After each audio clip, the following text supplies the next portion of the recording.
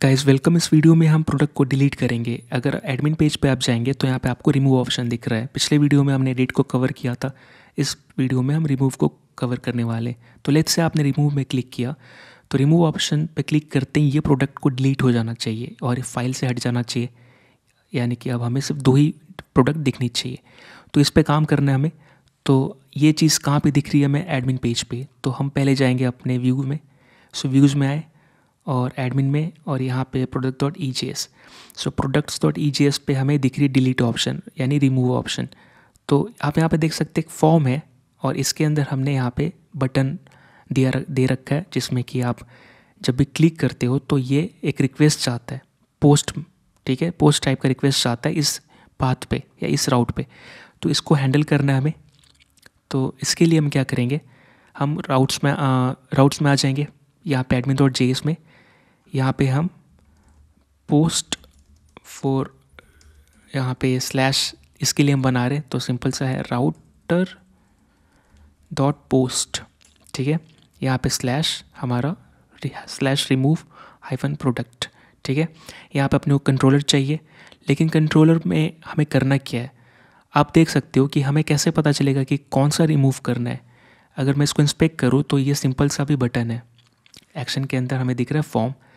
अब इसमें कोई डेटा नहीं है जिसको हम रीड कर सकते हैं, हम सिर्फ रिमूव बटन देख रहे हैं। तो अगर रिमूव पे क्लिक करेंगे तो कैसे पता चलेगा कि कौन सा स्पेसिफिक प्रोडक्ट को डिलीट करना है?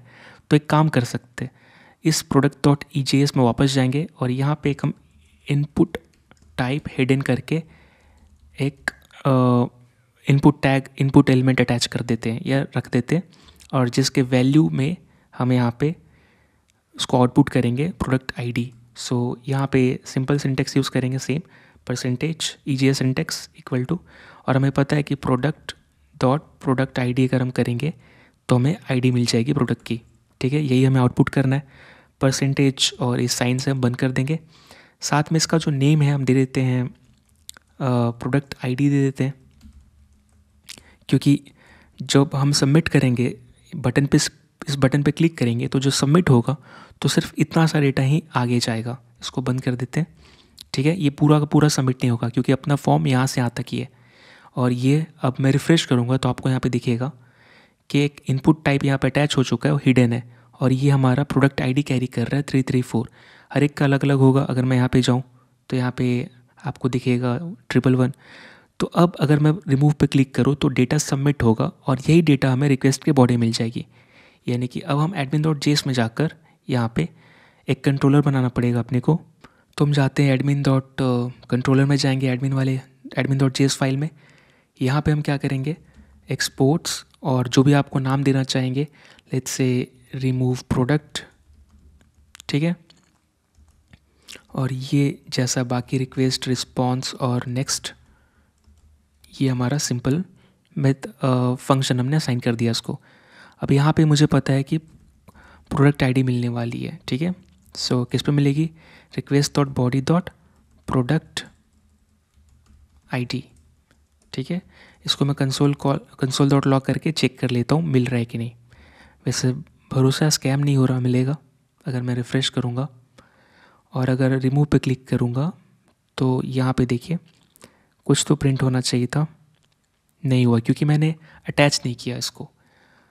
और इसका रीज़न ये भी है कि पेज नॉट फाउंड पे गया, क्योंकि बेसिकली अभी तक ये हमने हैंडल नहीं किया, हमने सिर्फ राउट डिक्लेयर किया था। अभी हम यहाँ पे क्या करेंगे, एडमिन कंट्रोलर जो मेरा ऑब्जेक्ट है जो हमने इंपोर्ट किया उसके ऊपर रिमूव प्रोडक्ट इसको अटैच कर देंगे, ठीक है। जैसे आप बाकी जगह कर रहे हैं, कॉल नहीं कर रहे, सिर्फ रेफरेंस दे रहे हैं। अभी हैंडल करेगा। अब जैसे ही अटैच किया तो यहाँ पे कॉल होगा और हमें प्रिंट करके दिख जाएगा। सो लेट्स से वापस रिमूव पे क्लिक करता हूँ और अभी रिस्पॉन्स हम रिटर्न नहीं कर रहे, इसलिए पेज वेट करेगा रिस्पॉन्स का और टाइम आउट हो जाएगा। लेकिन आप यहाँ पे देख सकते हैं 334 मिल रहा है। लेट्स से मैं इसको क्लिक करूँ रिमूव और यहाँ पे पेज को बंद कर देता हूँ लोडिंग, तो आप देख सकते हो 111 मिल रहा है। तो ये काम कर रहा है यहाँ पे। अब इस आईडी को मुझे भेजना है अपने मॉडल में, ठीक है। तो लेट्स से मॉडल में पहले जाते हैं और अपने को वहाँ पर उस पर काम करना है।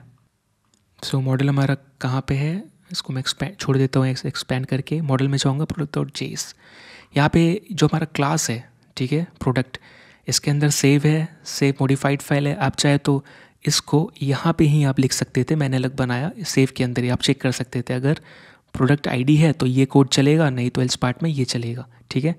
आप इसको यहाँ भी हैंडल कर सकते थे, मैंने अलग अलग किया। अपने को यहाँ पे एक और मेथड बनाना पड़ेगा, ठीक है। तो फेच ऑल है और नीचे मैं क्या करूँगा, यहाँ पे एक नया मेथड अटैच कर दूँगा। लेट्स से इसका नाम रखूँगा रिमूव, ठीक है, सिंपल सा। ये क्या करेगा, रिमूव करेगा और इसको हमें यहाँ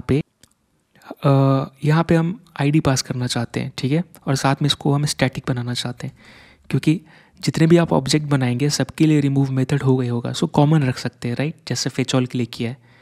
तो इसको मतलब कि लाइक स्टैटिक बनाना सही है, ताकि आपका मेमोरी बचेगा और ये सेम जो रेफरेंस है शेयर होगा, राइट। सेम मेथड हर एक के साथ कॉमन रहेगा।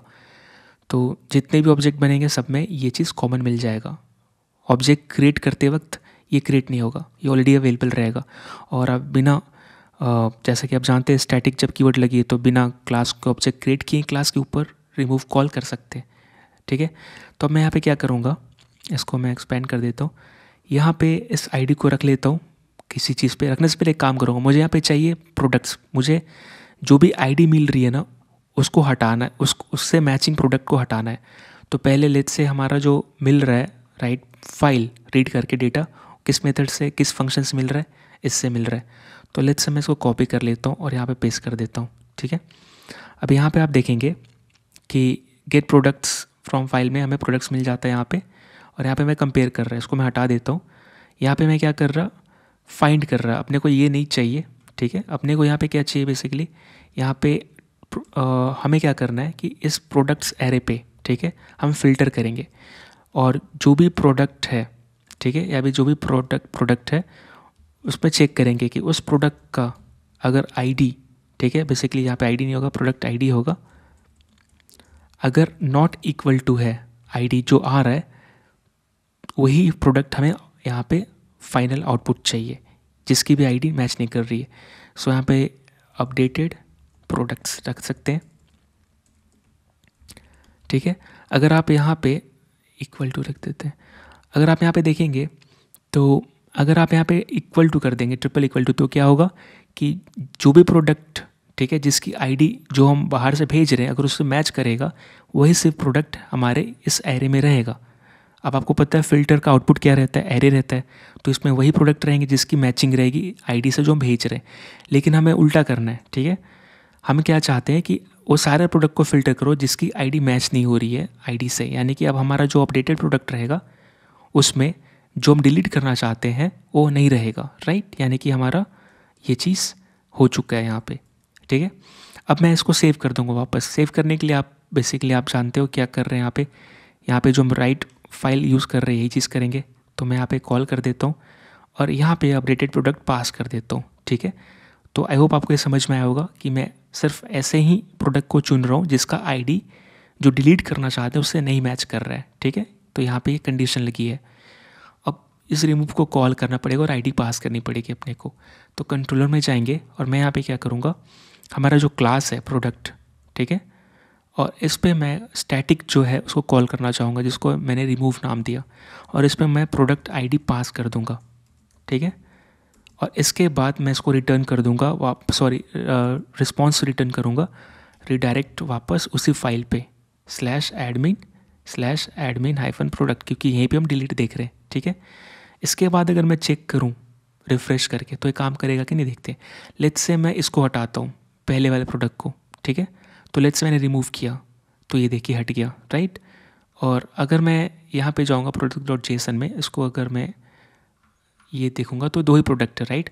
लेट्स से मैं Ctrl+Z करता हूँ, ठीक है, क्योंकि उस समय मेरे पास 3 प्रोडक्ट थे। तो मैं Ctrl+Z कर देता हूँ, यहाँ पे नहीं आएंगे, राइट, क्योंकि मैंने ब्रांच चेंज किया है। तो आप देख रहे हो कि कैसे अब डिलीट भी हो जा रहा है, साथ में एडिट भी कर पा रहे हैं। तो ये था डिलीट फंक्शनैलिटी। कुछ नहीं करना पड़ा, सिर्फ और सिर्फ आपको एक एक्स्ट्रा डेटा पास करना पड़ा, क्योंकि आप यहाँ पोस्ट कर रहे हो और पोस्ट में आप यूआरएल का यूज़ नहीं कर सकते हो। यूआरएल में जो भी डेटा है उसको, तो आपको खुद से डेटा रिक्वेस्ट के बॉडी में भेजना पड़ेगा। और आप देख सकते हो कि जब आप रिमूव करोगे तो उसके साथ ये आईडी जाती है, राइट, जो कि हिडन है। इसका टाइप तो हमें नहीं दिखेगा, लेकिन हम वैल्यू यूज़ कर सकते हैं क्योंकि ये ऑलरेडी डॉम में अवेलेबल है, यानी डॉक्यूमेंट ऑब्जेक्ट मॉडल में ये रहती है, ठीक है, सिर्फ विजुअली हिडन है, लेकिन एलिमेंट में प्रेजेंट है, इसलिए हम इसका आईडी यूज़ कर पा रहे हैं या वैल्यू यूज़ कर पा रहे हैं, राइट। सो आई होप आपको वीडियो समझ में आया होगा। तो ये था कंप्लीट नोड जेएस का, मतलब जो भी हमने अभी सीखा। इसके बाद अगर आप चाहे तो सारे पेजेस पे काम कर सकते हैं, लेकिन हमने जो भी बेसिक कवर किया या एडवांस आप बोलना चाहें, वही चीज़ सारे चीज़ पे इम्प्लीमेंट होगा। चाहे अगर आप माई कार्ट माई ऑर्डर्स करना चाहते हैं तो आप नए नए फाइल बना सकते हैं, उसमें सेम मेथड यूज़ कर सकते हो, राइट। सारे कॉन्सेप्ट सेम ही यूज़ होने वाले, कुछ भी अलग नहीं यूज़ होगा। जैसा हमने राउट रजिस्टर किया वैसे ही होगा, जैसा हम प्रोडक्ट को एडिट कर रहे हैं, जैसे आप फाइल को राइट कर रहे हो, एक्जैक्टली वही सारी चीज़ मेथड यूज़ होने वाले। सो आई होप आपको वीडियो समझ में आया होगा। मिलते हैं वीडियो में, तब तक के लिए थैंक यू सो मच।